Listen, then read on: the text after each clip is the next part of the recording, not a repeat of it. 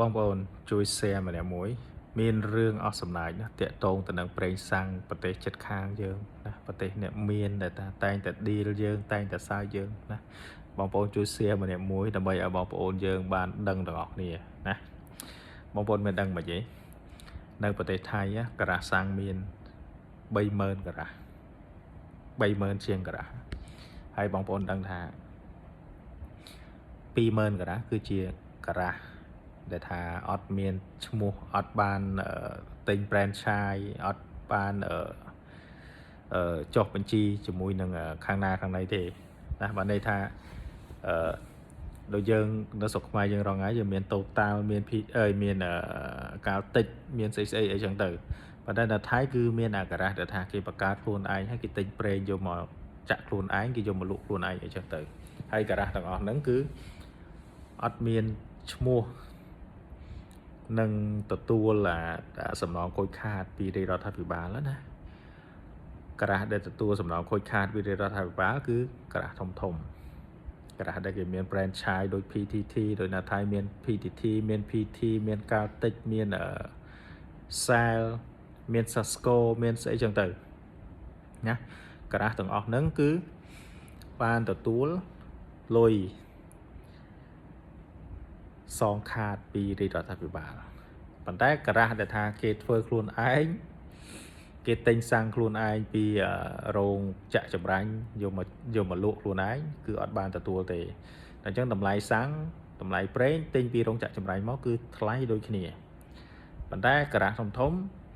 គេអាចលក់បានដោយសាររដ្ឋបង់ខាតឲ្យបាទប៉ុន្តែការ៉ាដែលថាគេអត់បានអត់មាន franchise អត់មានអីដែលថាការ៉ាគេ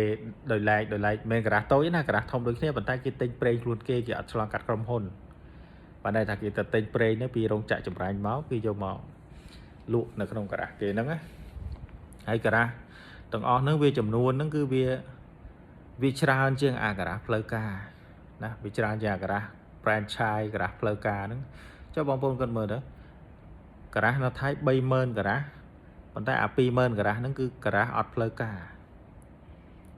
ការ៉ាអត់ franchise អត់ franchise អត់ស្អីចឹងទៅអត់អាចទទួលអាលុយបង់ខាតពីរដ្ឋនឹងបានទេដល់អញ្ចឹងបានការ៉ា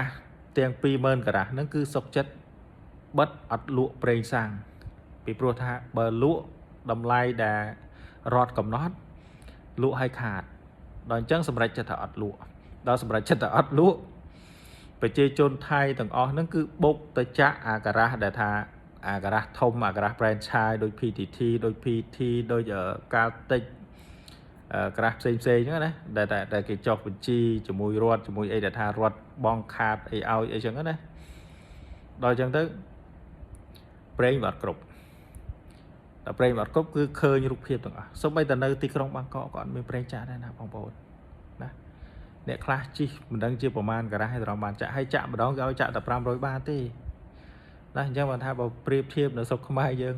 ធ្វើត្បិតថាតម្លៃសាំងនៅស្រុកខ្មែរយើងវារៀងថ្លៃបន្តិចណាមិនមែនថ្លៃបន្តិចទេថ្លៃក្រាលដែរណាប៉ុន្តែយើងគឺអត់ពិបាកអីដល់ថ្នាក់នឹងទេណាចង់ចាក់ប្រហែលលីត្រក៏ចាក់ទៅចង់មកពេញក៏មកពេញទៅណាអញ្ចឹងយើងចាំមើលថាប្រទេសអ្នកមានដែលថាតែងតែ deal យើងនឹងឥឡូវគេកែបញ្ហាយ៉ាងម៉េចអីយ៉ាងម៉េចណាព្រោះរងថ្ងៃគេកំពុងតែសើយើងណាប៉ុន្តែយើងស្កាត់សិនទៅណាចាំមើលថាគេធ្វើមិនអីមិនណា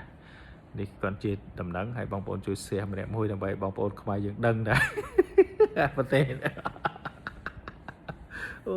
ចង់ដល់សើទេបងប្អូនអើយណាអរគុណណាកុំភ្លេចណាជួយ like ជួយ share เพลงម្នាក់មួយផងអរគុណ